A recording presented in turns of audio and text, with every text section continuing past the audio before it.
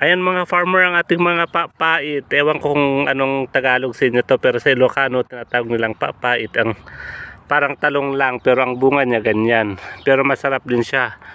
Parang variety ng talong pero iba lang ang bunga. Ayan. Gumanda na siya.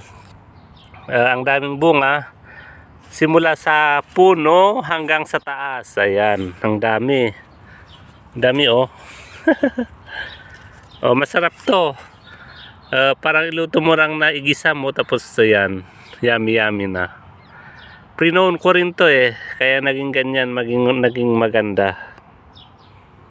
Ayan mga farmer, maraming salamat sa pagtangkilik sa ating channel, sa ating Facebook, TGS Farmer Abroad, at sa ating YouTube Townsgate Studio. Ayan, thank you.